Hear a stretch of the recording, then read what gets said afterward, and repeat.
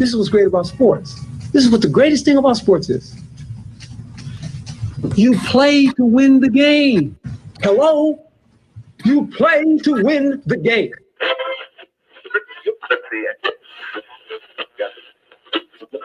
Winning isn't everything, but it's the only thing. In our business, there is no second place. Either you're first or you're last.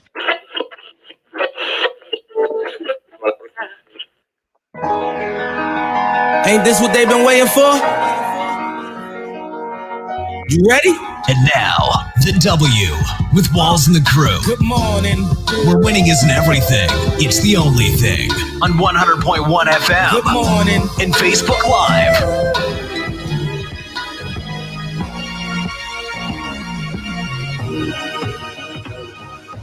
Good morning, good morning. Another Saturday morning with the W Show.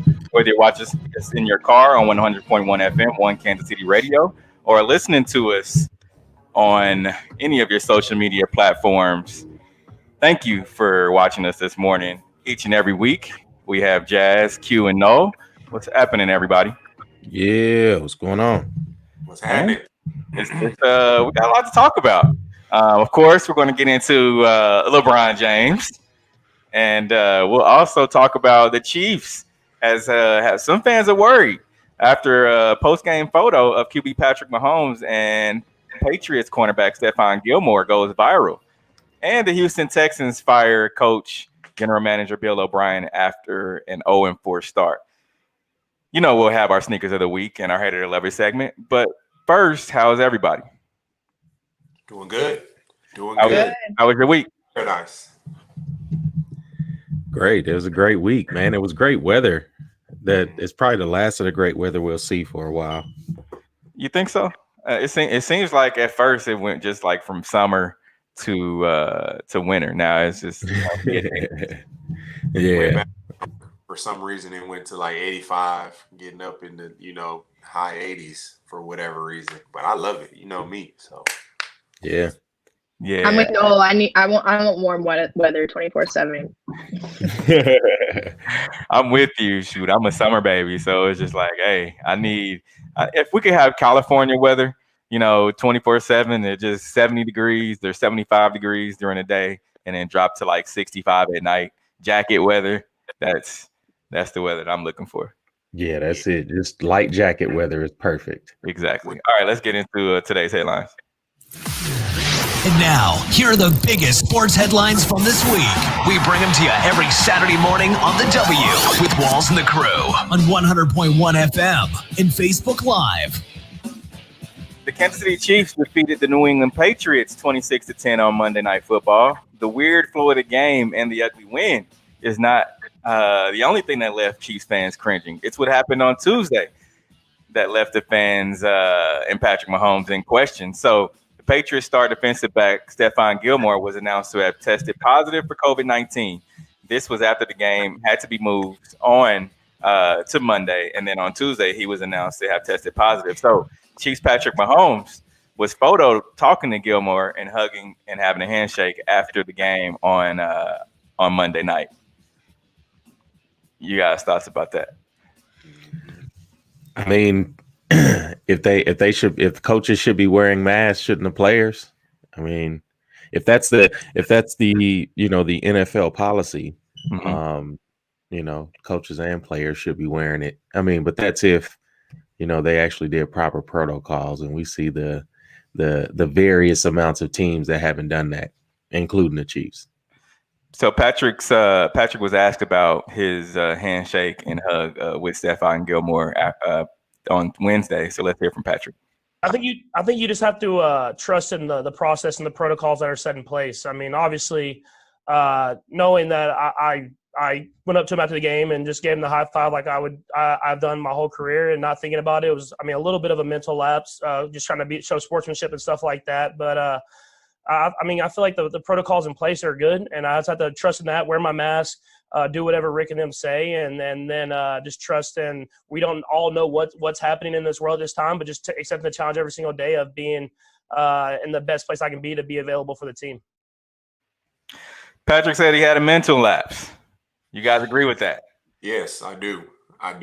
I think Pat is a good guy. I think he loves the game of football. I think he respects it enough to, like, after a game, dap your guy up, say, hey, man, good game, good playing against you.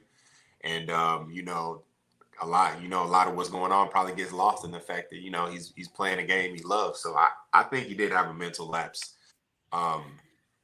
But it's just kind of tough. It's just like, man, like now he tests positive now, you didn't touch him. You didn't touch all your team. Like, even what happens behind the scenes, you didn't touch 1,000 other people. You didn't high five and hug and teammates. And like now you don't know where it is. So it's just kind of crazy. Jazz, your thoughts? My thing is, obviously football is a contact sport, so I think at the end of the day, can we really narrow it down to it being that handshake if something comes out? I mean, obviously it was a lapse, and it was a big deal, but it's ritual, and that's what you do after every game. So I think it was just like, I don't think you can really pin anything on one single handshake. Yeah, it is ritual, but however, Patrick Mahomes, he and his fiance have announced that they will be having a baby, right? And so I think you have to be a little bit more careful. And Patrick was asked about that. Let's hear from him. I mean, it is, and it's something that I think about every day. I mean, you have to think about that with her being pregnant and kind of that high risk category. And so I just try to do my best, especially after finding out Jordan was positive. Obviously, we stayed 6 feet apart, and our meeting rooms are set up to where we're far enough apart, or he's in the virtual meetings or whatever that situation is. But when I went home over the weekend, I slept in a different bedroom and stayed away from her as much as possible, and until I've kind of gotten these negative tests back. And so I just try to do my part to kind of keep myself away from her and social distance whenever stuff like this arises. But the only thing good about being here every single day is I get tested every single day, so it's good at keeping track of where I'm at. Now, Q, he talked about doing his part and sleeping in a different bed than his fiance and all that. However, if you're taking those precautions, and this is right after another quarterback on the Chiefs team, Jordan Ta'amu, who's on the practice squad, tested positive, and he tested positive on Saturday. So when you think about that, what does that say to you? There's another guy on your team who you share the quarterback room with, you're watching film with day in and day out. You would think you'd be a little bit more proactive. I mean, it's hard for him too. He's around a lot of people that he doesn't know what they've done outside of being at that facility, and still even being tested going into the facility that day. You could not you could be asymptomatic still, and probably not test positive for a couple of days. So it's just, we keep going back to the point of it being silly that there is an NFL season. It is, and you would think, if another player would have tested positive, another Chiefs player would have tested positive, right? It would have made the NFL, and we talked about this last week. It would have made the NFL, take a step back for a second. It's like, hey, we did something wrong. But since no one else has tested positive from that game yet, then they're kind of like, whew, So I don't quite understand is why the NFL is so hell bent on running through this 16 or 7, I guess 16 game. Is it 17 this year? 16. Why they're so hell bent on running through that when we've seen other leagues just kind of cut it short. I mean, the NBA, obviously they stopped in the middle, but they didn't play all 82 games. NBA, same thing. I mean, obviously they have, different challenges, being you can put everybody in one space and play your season, but I don't know why the NFL isn't doing, kind of a shortened season just because of, what's going on. It's just like, just shows another reason why they don't really care about player safety and this big hoopla on, somebody testing positive and then him possibly spreading it is, just kind of performative, as Q says. So the reason why is because I don't put any of it on the players, really. It's all on the NFL to me.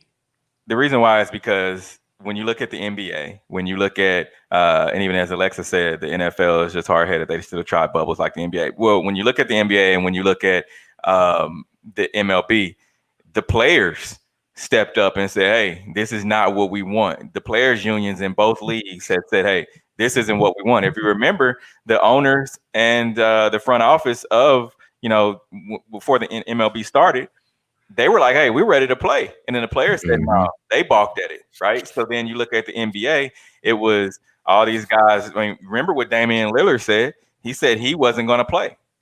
He wasn't going to do it. Everyone was kind of cautious about going to this bubble, so to speak. And then once it worked, everybody's like, oh yeah, cool. Now we're good. We made the right decision. But the NFL, they should.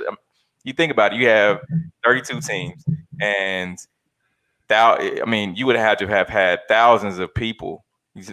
Front office personnel, from trainers to players, to be able to put these guys in one city, in one bubble. I think you could have done it, in different quarters, possibly across the U.S. And that would have worked. But hindsight is 2020 now.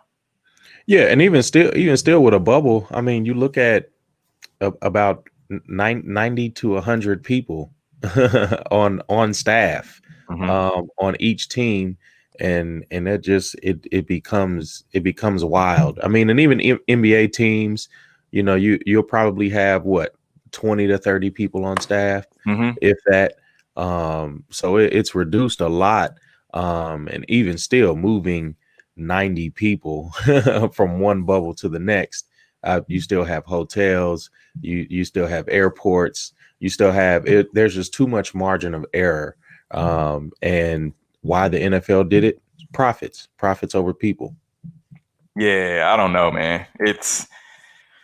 You talked about the profits, and I definitely agree. And it's the higher ups want to make the money, the ownership, the NFL as a business, they want to make the money, and they're putting the money over these players' lives.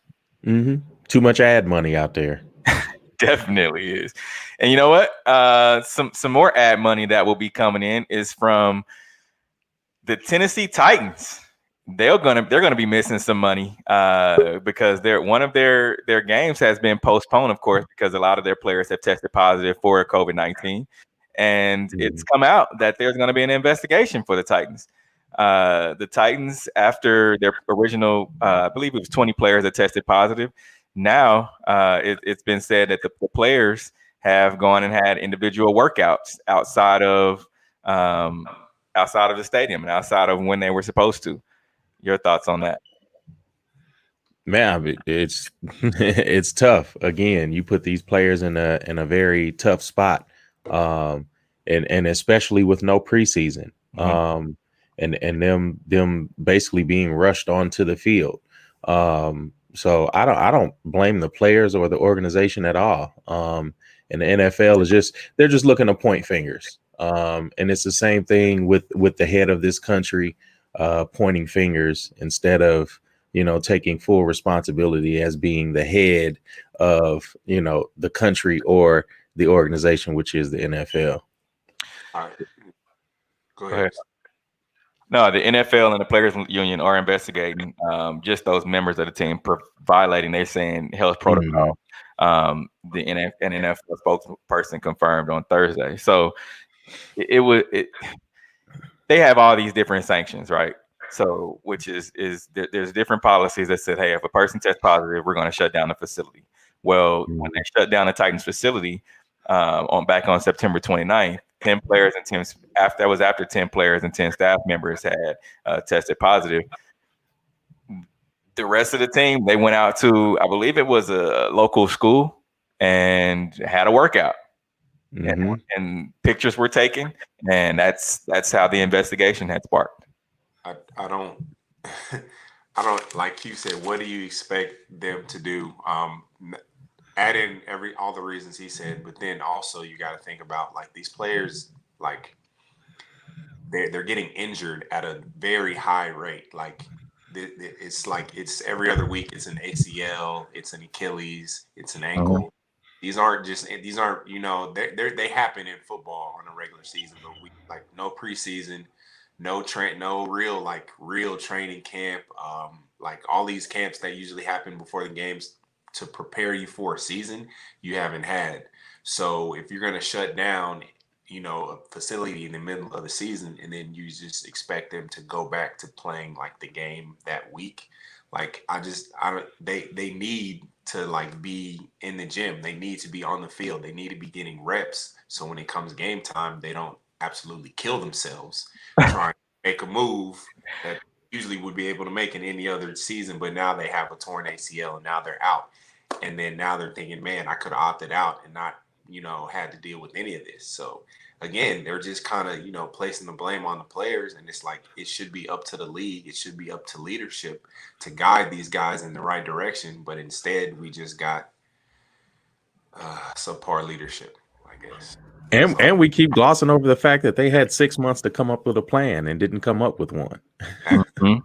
Absolutely. And it's money motivated, man. Everything that happens within the NFL, and I mean really all sports, it's just money motivated. Anytime you rather have these guys and ladies play when there's a pandemic, you have to scratch your head and ask why. Yeah, and we all know why. We mentioned ladies. Well, Breanna Stewart is named WNBA Finals MVP after the Seattle Storm to her 4th WNBA championship. So the Seattle Storm forward Breanna Stewart added to her extensive trophy collection Tuesday night with the 2nd WNBA title and a 2nd WNBA Finals MVP award. And this a year ago, she had been trying to recover from an Achilles injury that forced her to miss the 2019 WNBA season. Yeah. And you said extensive trophy case. That is big facts. Girl power. I love to see it. Especially coming off an Achilles injury. That's crazy. That's crazy. I would hope to see. I hope Kevin Durant is taking notes because Stu, she's one of the best players in the league, and she's on her way to a possible GOAT case that she's kind of building up. And shout out Sue Bird as well. Just previously pictured her 4th WNBA championship, I think. And so, yeah, shout out her as well. Seattle Storm, they just kind of blew through Las Vegas 3-0. Kind of what we thought was going to happen in the finals, but in the NBA finals. And, You said GOAT case? I don't know, man. Yeah, Cheryl Swoops and what's her name? And not Underwood, Cheryl Miller.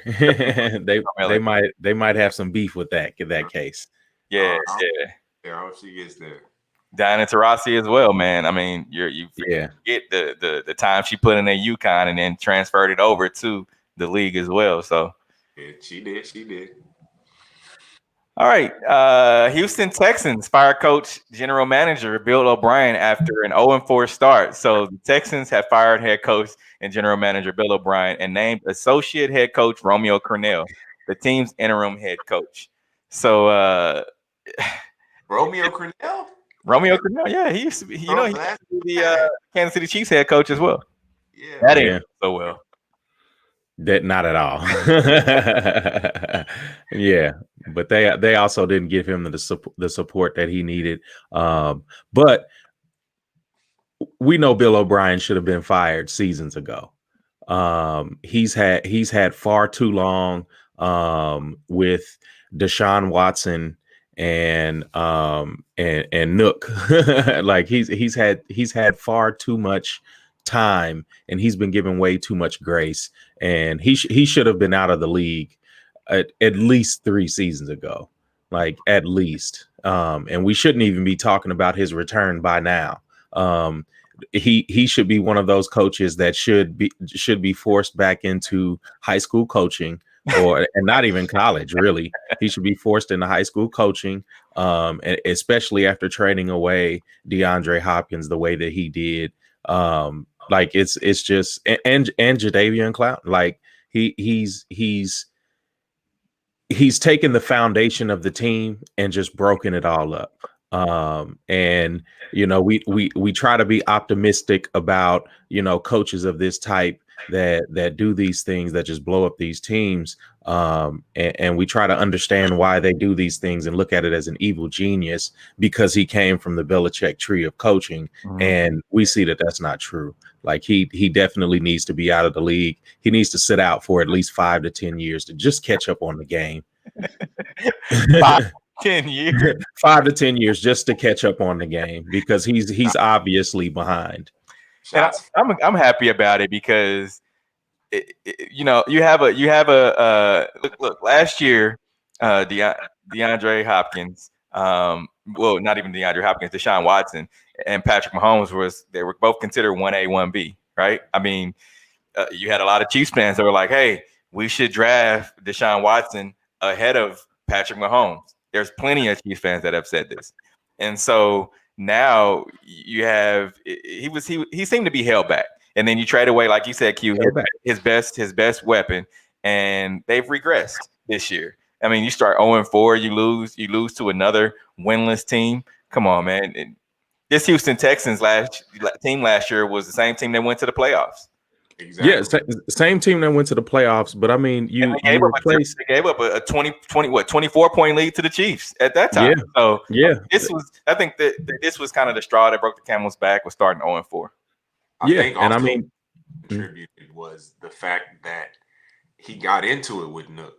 Like, let's not forget what part of the reasons why he got traded away was they had a difference of opinion, and from the reports that I read, it was mostly Bill O'Brien just not budging, and not even saying he has to be a player's coach, but like, your players are the ones who perform on the field. I feel like you have to accommodate them, and it doesn't seem like Bill O'Brien is that type of coach. So yeah. And you look at his potential replacement, Eric Bieniemy, which, with the ownership of the Texans, he feels like his players are inmates. So I'm not sure how he'll feel about having a black coach run his organization. But his replacement, the logic in football and in all of sports is that the players have to get used to the coaching style of the coach instead of the coach, changing his style up for the personnel that he has. And Bill O'Brien never changed, like, at all. And we've seen it season in, season out, from them going 8-8 before Deshaun Watson getting there, and then Deshaun Watson getting there, and also having a Tyrann Mathieu that came and was integral in the Chiefs Super Bowl run. So you look at all of these players that he had and he willingly let walk away, and then not doing anything with them. That's an indictment on him and his system. Facts. It is. And it's, let's just hope Romeo Crennel can salvage this season. I mean, even if they get a possibly get into the playoffs, right? That's salvaging the season, trying to turn it around, and let's just hope it is for Deshaun Watson's sake. Definitely. All right, LeBron James last week. I want to talk about this not last week, but last night. I want to talk about this for a second. The Heat defeated the Lakers last night in Game 5, where we all thought the Lakers would end it. Jimmy Butler played out of his mind, though. Butler, 35 points, 12 rebounds, and 11 assists, triple-double. No? What was your thoughts when you watched this game? I thought LeBron James had it on his mind to come out and end the series, and I thought Jimmy Butler matched him, which is something that I thought I would never say in my entire life. But Jimmy Butler definitely came up huge. And I like LeBron's energy coming out, shooting the three. He was in attack mode. But I also think Miami is a very good basketball team that a lot of people underestimated. I think they play as a team a little bit better than the Lakers, and that kind of made up the difference. But as far as LeBron James' performance last night, I know that's kind of whatever, that's the buzz. Like, why didn't he take the last shot? Why didn't he do this? I think you just got to realize that LeBron James is not Michael Jordan or Kobe Bryant or relatively even like them in the way that he sees the game. We've seen it time and time again that if LeBron James has the last shot and it's off the dribble, he's going to try to make the right play, which is try to get all the way to the rim, or he's going to try to he's going to, draw and kick. And we saw it last night, and he trusted the game with, Danny Green, who is a veteran, who has hit many big shots in the playoffs. Many. And I just think that he made the right play for him. Now, if we're talking about or even a Kevin Durant or a Michael Jordan or a Kobe, they're going to take that fade away over 3 people, and they're going to try it, and they're going to live with the result. And I think LeBron lives with his result. And that's all we can ask for of, possibly the first or second greatest basketball player of all time. So let's for people that didn't see, if you're listening to us on 100.1 FM, you can turn us on any of your social media platforms at the W Show KC. Let's see what LeBron James, what everyone's so upset with LeBron about. Green coming up the center screen. James goes the other way, drives down the lane, back out to Green. Green for 3, off the mark, no good. Markieff Morris has it, throws it inside and throws it out of bounds. And that was the game. So go ahead, Q, because I know you got something you were going to say. Oh no, I mean I I agree with Noel. I agree with CJ McCollum. I agree with Dame Lillard. He made the pass that you were supposed to make in basketball. We saw how uncontrolled he went to the basket. So yes, it looked as if he was trying to draw the team so he can kick it out. He did exactly what he was supposed to do. But the series isn't over. I don't foresee Miami winning this next game, especially as much as we in media and on Twitter and all social media sites, how people are talking about LeBron. And I think this just adds fuel. Some of his teammates look flat coming out. It looked like Bron was the only guy that was focused. So again, he did what he had to do. And especially as one of the greatest players in the NBA of all time. But he still needs teammates. If Jordan passes out to Steve Kerr and Steve Kerr doesn't make that shot, we don't question his GOAT ability, his GOAT level talents. Steve Kerr just hit the shot. Danny Green didn't hit the shot. And if I remember correctly, I think Danny Green has the most 3-pointers made it's either in an NBA game or an NBA half. So yes, LeBron made the right move. Just didn't work out how he thought. And everyone said Miami would win at the most 2 games. And not everyone, but if they won games, they would win at least 2. And it makes for great television. My issue, you guys get on me all the time. Just talking about LeBron James and the reason that I don't see LeBron James as one of the greatest of all time. And the reason being is because when you have the big shot, when you look at LeBron James' stats last night, right? He had 40 points. He's 15 for 21 field goal percentage, 6 for 9 from 3, right? I mean, you were hot. I mean, why do you pass to someone who's not as good as you? Isn't that because you have 4 people on you? At that point, it doesn't matter. You want to close this out. You have the high hand. Don't. I understand you want to kick it out to a wide open guy, but you're driving, pull up. You consistently hit that shot all evening, right? So you go to what's working. That's what worked. Anthony Davis wasn't when Anthony Davis went down last night. I think he had the heel spur, re-injured his heel.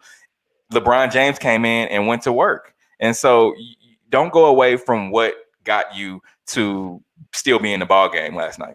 Yeah, and one game doesn't take away his GOAT status. Not one game, one play. One play does not take away his status. We've seen it time and time again. Well, he'll defer to someone else. And we've seen Jordan and Kobe do it. Kobe didn't do it a lot, but that's you've seen Jordan do it to Steve. Where he kicked the ball out to Steve Kerr, but at that time, Steve Kerr his 3-point percentage was like almost 50%. Yeah, and he had B.J. Armstrong too. He had Craig Hodges too. He had Tony Kukoc. He had players that he kicked it to. He had Scottie Pippen. He did it. Jordan passed the ball as much as you think Jordan dribbled twice every time he got the ball and shot. That is not true, Steve. Not a championship game, not to close out a championship game. You don't. We saw Jordan do it. We just talked about Steve Kerr. Steve Kerr's 3-point percentage was a whole lot better than doesn't matter. Danny Green. Danny Green has 3 points made record. He's not Big Shot Bob, right? Like he's not that. I would only say that through all of this, LeBron James stays like relatively consistent. We've never seen him do that. Never. We've never seen him drive and pull up which is what everybody kind of wants him to do at the last second. You have to make those shots like that. What LeBron James does do in the clutch is if he can get all the way to the rim, he will and finish.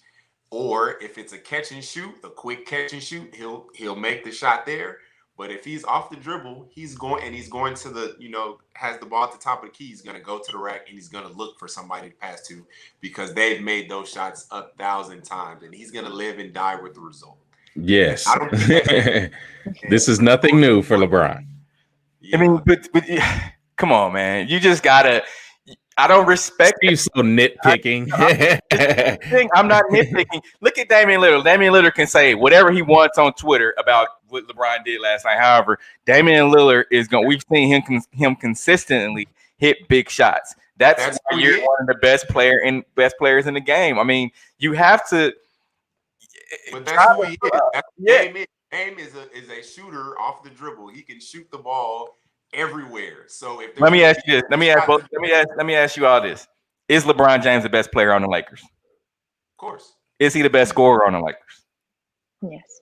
I would say so right now. Yeah. If you are the best player on your team, the best scorer on your team, why are you passing it to arguably the fourth best player on your team, the fifth best player? I would ask the fifth shooter on your team. I would ask Michael Jordan that.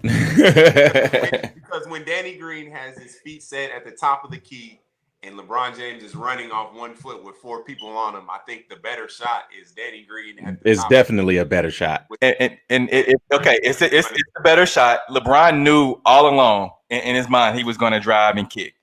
Mm-hmm. It seemed like Danny Green wasn't ready for that shot. When Jordan, I blame Frank Vogel in the timeout. You came out of a timeout, and LeBron seemed like he drove, and nobody was ready for him to drive. When Jordan kicked to Steve Kerr, the whole team knew that he was going to pass it to Steve Kerr. He told Steve coming out of the timeout, "Hey, I'm gonna kick it to you because everyone's gonna collapse on me, so I'm gonna kick it to you." Steve Kerr said this. Now, same principle. Don't know. Same principle. If LeBron didn't say that to Danny Green. How you know? Damn, you was in the huddle? How'd you get the bubble, Steve? Let's listen to what LeBron had to say. I've always played the game the same way since I was a kid, and I've had success doing it. And I won't let a play here or a play there change my outlook on the game or how I play the game. If you just look at the play, I was able to draw 2 defenders below the free throw line and find one of our shooters at the top of the key for a wide open 3 to win a championship. And I trusted him. We trusted him. And it just didn't go. You live with that. And it's one of the best shots that we could have got, I feel, in that fourth quarter, especially down the stretch with 2 guys on me, Duncan Robinson and Jimmy. And Danny had a hell of a look. It just didn't go down. I know he wish he can have it again. I wish I could make a better pass. But you just live with it. So did you hear him? Did you hear him say? Did you even hear him say? No. I wish I had made a better pass. Yeah. Like, even still, this man had 40 points, 13 rebounds, assists, steals. Leave it at and one play at the end of the game, and he says, "I wish I had made a better pass." You would leave it at that. Never have I heard a GOAT say, "I passed to him and he missed the shot." they always say, "I put that on me." They put it on themselves. They never bring up the other person who missed the shot or who didn't get the touchdown or who didn't catch the pass to win. You never hear. You ever heard Tom Brady say, "Oh, well, Gronk didn't catch this touchdown and we lost"? You ever heard Tom Brady say that? He said he was. We haven't heard Tom Brady say a lot. Like, let's not, Steve. Oh, man. I can't Hey, Steve has such revisionist history when it comes to LeBron James. Like Kobe didn't blame teammates. Get out of here, man. He didn't. He didn't. Let's take a quick break. We'll be right back. The W Show, 100.1 FM.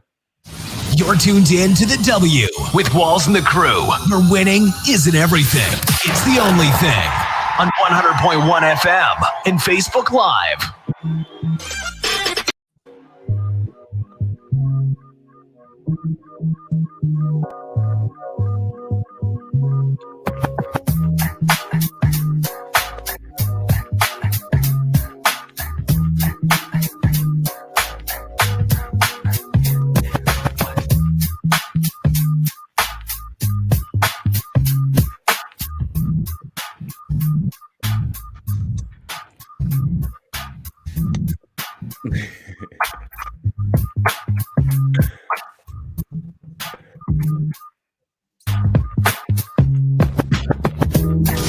You're tuned in to the W with Walls and the Crew, where winning isn't everything. It's the only thing. On 100.1 FM and Facebook Live. Thanks for everybody tuning in. 100.1 FM, One Kansas City Radio, at the W Show KC on all social media platforms, streaming live. Let's get to our Hate It or Love It segment. All right, with the COVID. Time for Love It or Hate It. Hate it. Let's talk about it. If we hate it, we move on. Jazz is anxious. With the COVID-19 restrictions reducing in the state of Florida, the Miami Dolphins will now be allowed to have 65,000 fans inside Hard Rock Stadium.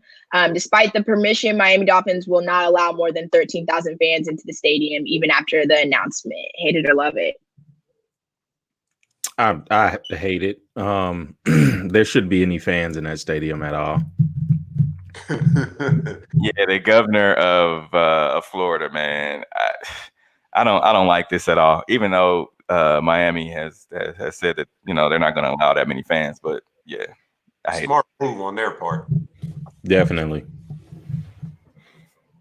And we've got the sneakers of the week too. First, my favorites, Air Jordan 3 Royals. What are we thinking? Really? Your favorites? This is Definitely my favorite. Oh, okay. I like these. Yeah. Yeah, they're decent. I'm more partial to the red ones, but I kind of like those Royals. I'm an OG colorway guy, so I stay away from similar colored OG, kind of with the elephant print. I'm gonna just stick to my black cements. The Adidas Yeezy Quantum Teal Blues. Ooh. Nah. Dumpster juice. Nah. I heard no. Yeah, that is trash truck juice at its finest. That's trash truck juice chilled. I wonder how they honestly and truly. I wonder how they feel, because are these the basketball Yeezys or they are? Yeah, I wonder how they feel, because Boost technology is like really good. So I would like to know how they feel, but they're not a good look. I can't lie to you. Yeah, I agree. Girls Air Jordan 5 Pink Foams and the Gym Reds. I like these. Yeah, Jordan Brand is doing well with the women's fives this year. I would agree. I would definitely agree. And the Air Jordan 4 PSG. Yes. Probably my favorite out the bunch. 1,000 times. Really? Yeah, I like these as well. However, I do like the Royal 3s. But if I had to choose one shoe, I'd have to go with the Royal 3s, and then these would be second. Definitely. LeBron James is the latest athlete to be on the Wheaties box. Hate it or love it. Goat level. Yeah, I like this. James took over the Wheaties cover from Serena Williams, who has adorned it for more than a year now. Yeah, and that's huge. The school on the box is a nice touch. Yeah, it's the thing about it is I thought LeBron had been on the Wheaties box before, but I guess this is his first time. So yeah, that's dope. Yeah, definitely. I love it. I got you. One more time. I love it. Houston Rockets Russell Westbrook leaves $8,000 tip for bubble hotel staff per report. Hate it or love it.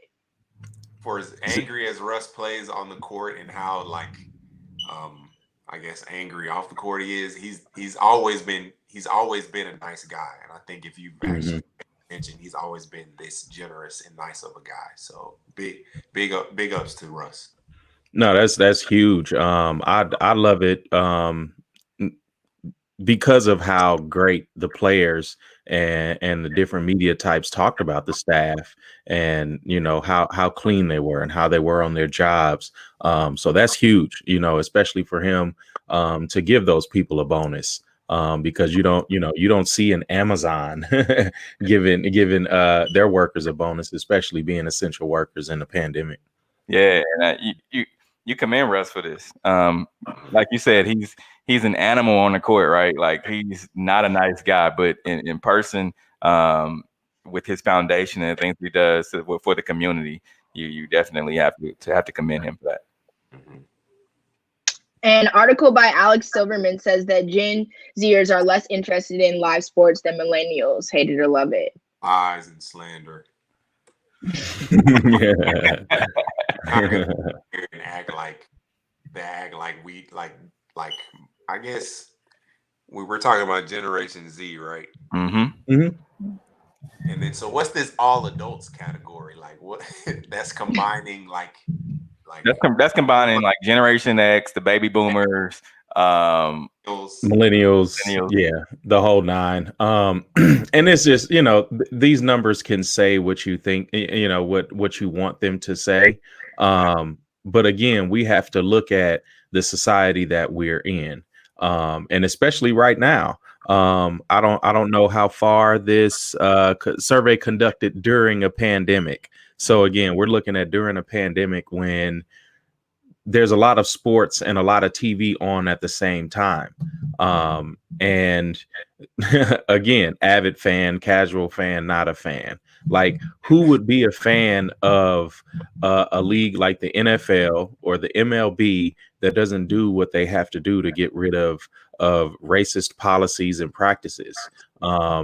We just talked about a Texans team keeping Bill O'Brien on staff, but Lovie Smith can't keep a job when he turns around programs. So again, if you have all of these issues on top of people not even really having cable anymore, more and more people are cutting the cord every month, every year, and it's streaming. Like, like people watch on their phones when they feel like it, or just watch highlights because nobody wants to sit there and watch the national anthem during, an NFL football game. Like nobody wants to see that. So I think that there's more to do for young people too, right? I mean, you have video games, you have social media. They'd rather do those things than watch a professional sports game. Why? Yeah, I have no idea. But it is what it is. I mean, I think these numbers are a little skewed myself, because I think there's more younger folks that are watching these sports, because you think about it, there's a lot of young people that play sports, and that their families and things, they make sure that they're out there playing sports. But then there's a lot of kids that don't even go outside to play, so because of video games. So you kind of think a lot to think about that. But then, as Alexa said, esports. Yeah, esports definitely. That was on the chart. That said that 35% of young people participate or watch esports. The chart before that said, what was that? 35% versus 19% all other adults, which makes sense because of where we are in society. Technology is improving every day, so I can definitely see that. I just think that these numbers are definitely skewed, just to paint a certain agenda, which I mean happens. Something we just got to deal with. But I definitely think sports are always going to be popular across all ages.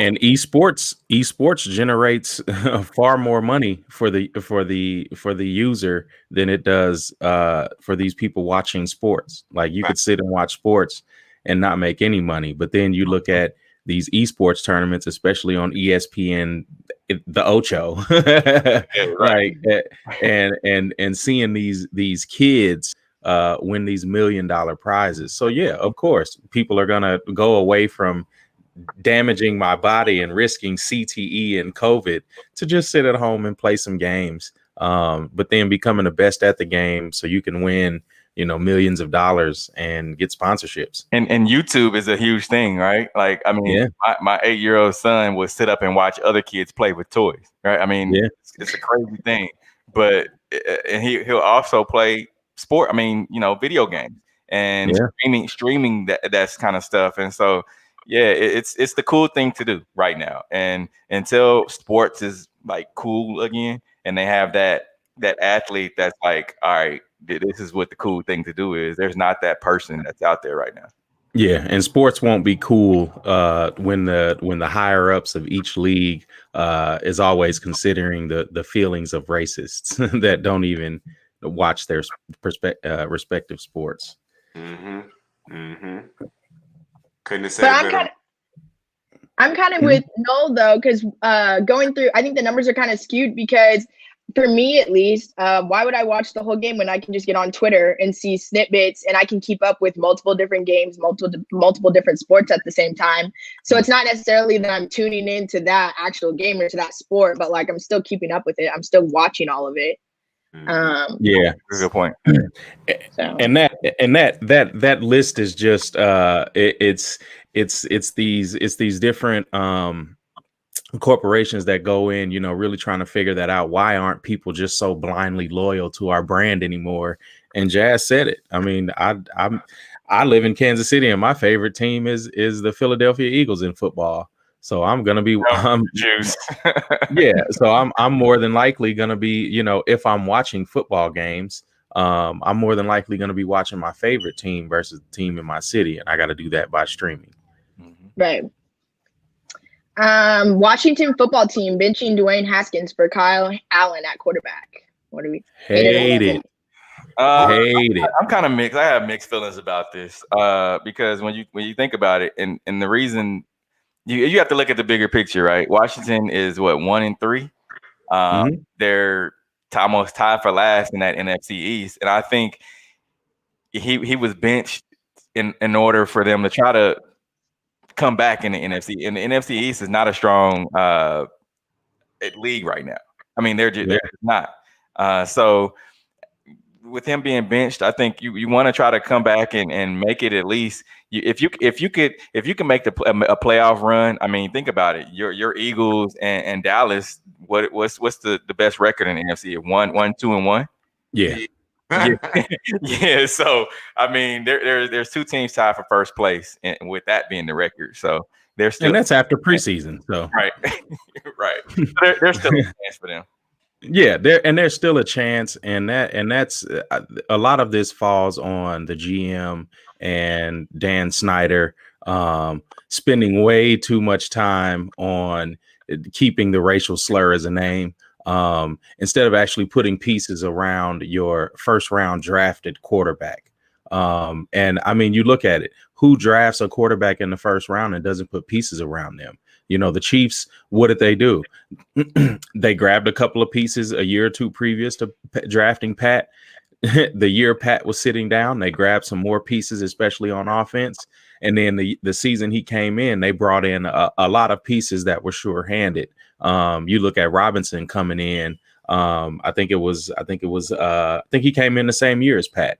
But they put these guys around Pat that can help him and the team be successful. The Washington football team hasn't done that at all. They haven't done anything to get pieces, and especially veteran pieces, to be around this young guy and to groom this young guy. And they've had issues for almost 40 years. They probably haven't really been uber successful in a while. I mean, Robert Griffin, he was great, in his 1 or 2 seasons. But again, they ran him ragged. When he had a knee injury, instead of, sitting him down and playing for the future, they wanted to put it all on the line. So again, their moves with quarterbacks have been questionable for a very long time, since before Mark Rippon, what was his name, that won the Super Bowl? Yeah. But whatever his name was, but even then, like, he wasn't that great. He just had the pieces around him to lead the team to the playoffs and ultimately the Super Bowl. Yeah, and he's had 4 touchdowns and 3 interceptions in 4 games. I mean, is that not a rookie? Second year. That's you said it best. That he just doesn't have the pieces around him. I mean, he's averaging 230 yards a game, 1 touchdown per game. So it just It's Patrick. It's Patrick. Yes. Twitter trolls Tom Brady after the Bucs QB forgot it was 4th down and lost against Bears. Tom Brady lost another primetime game against Nick Foles on Thursday when the Bears defeated the Buccaneers 20-19. Hate it or love it. Said another one. Like, he lost another primetime game. Yeah. Let's see the play. Godwin without Watson, 4th down and 5. Brady pass is broken up, incomplete, and the Chicago Bears are going to take over. DeAndre Houston Carson was there for Chicago.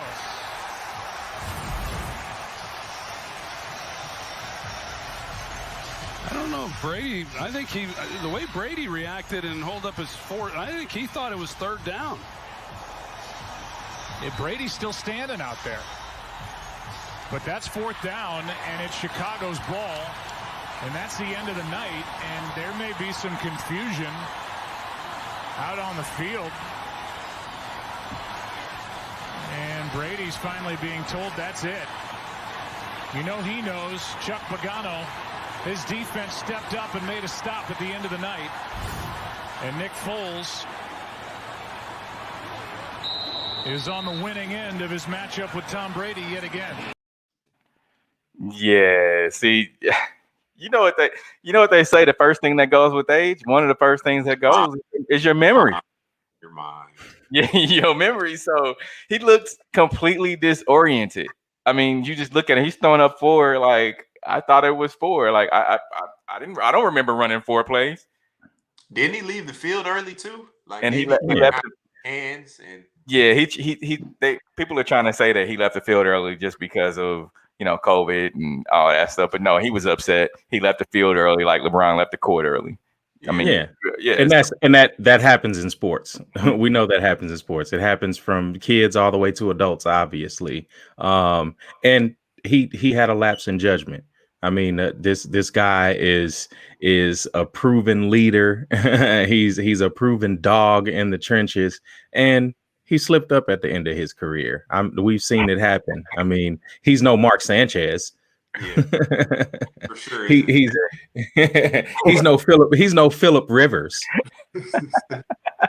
I don't care what y'all say though, man. Tom is getting old. His memory is going. Shoot, he better go up. No, go and go grab it. No. Hey, no. He just Costco got CoQ10 on sale. No, he just threw a 30-yard pass up the middle on a rope, and Steve's talking about his age. Man, Tom cool. He was playing well this season. He washed, man. Tom's washed. Hey, if you want to talk about, we need to make a list one day of the top 5 athletes Steve hates no matter what, and it's LeBron James and Tom Brady are 1 and 2. You want to keep going? Get on there. Yeah, get on there. I think that'll be a good segment one time. Yeah, no, definitely. Tom, look, that's how much Tom spanked the Chiefs.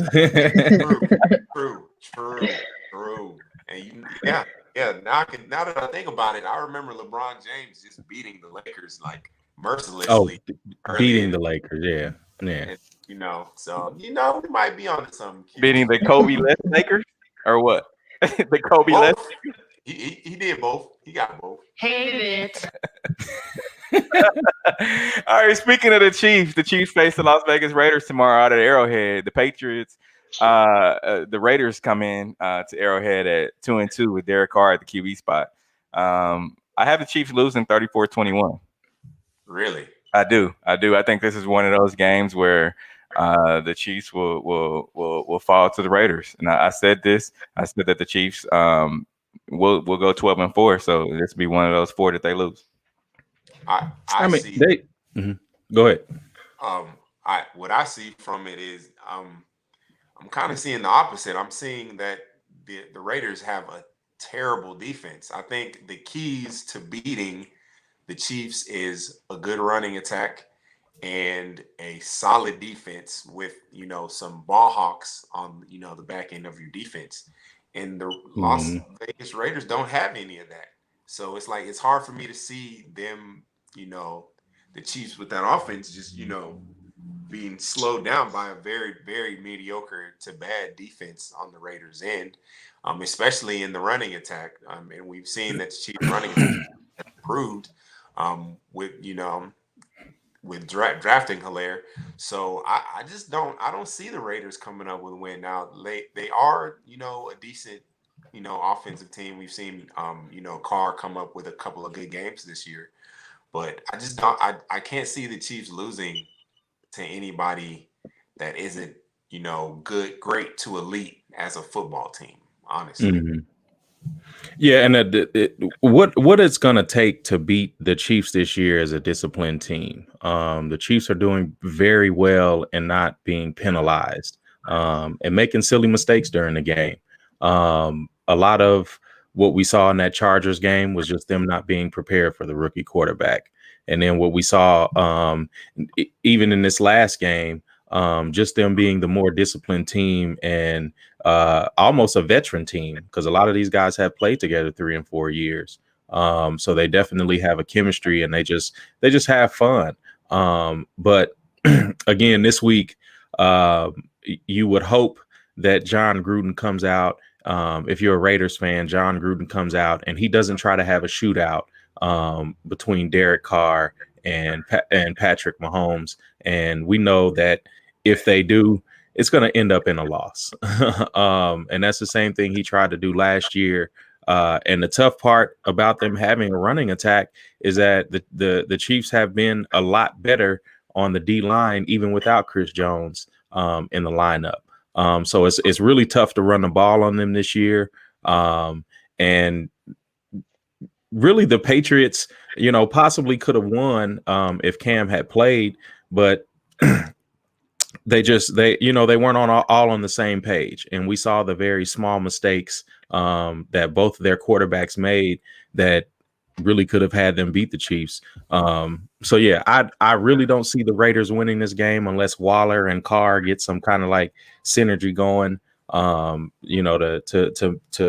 Waller to keep playing as well as he's been playing. But I don't see the Raiders doing much against this Chiefs team that's rolling right now, and they're playing very disciplined football.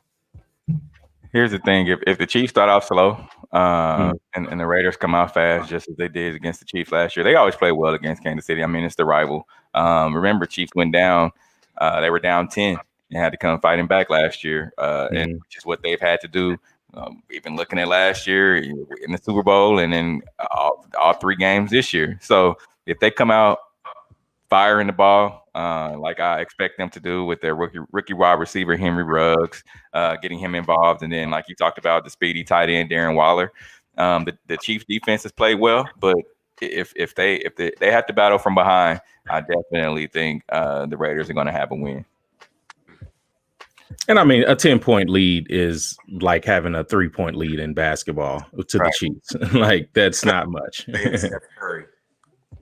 Yes. Patrick Mahomes, Steph Curry, like they can get points quickly and they can get them in bunches. So definitely. All right, what you guys got going on for the rest of the day? Maxing, relaxing, quarantining. Try to get outside. It's nice outside today. Yeah. It is close to 90. We'll see. We'll see if I leave the house today. Haven't left the house in a couple days. Don't blame me. No. Me, I'm just I will be going to work later. That is it. That's all I got for you. I mean, it'll be a nice day. I'll be stuck indoors. So. Oh, and no, so did we acknowledge Noah's birthday from this past Monday? We did it the couple of days before, but yeah, happy birthday, No. Not quite 30 yet, but you getting there. Every year you're getting closer. Getting there. I can't wait to join the club. You know, you guys are gonna have to Has your car insurance went down yet? I done had a couple incidents, you know, in the past couple of years, and you know, a little fender touch here, you know, a little side. So that means no. In other words. We appreciate everybody who joined in on the show today. Remember, each and every Saturday morning at 11 a.m. to noon. And if you have something you want to talk about, hashtag talk about it and mention us on one of our social media feeds or our text line 200-7592. That's 816-200-7592, and let us know. Until next week, we are out of here. Peace.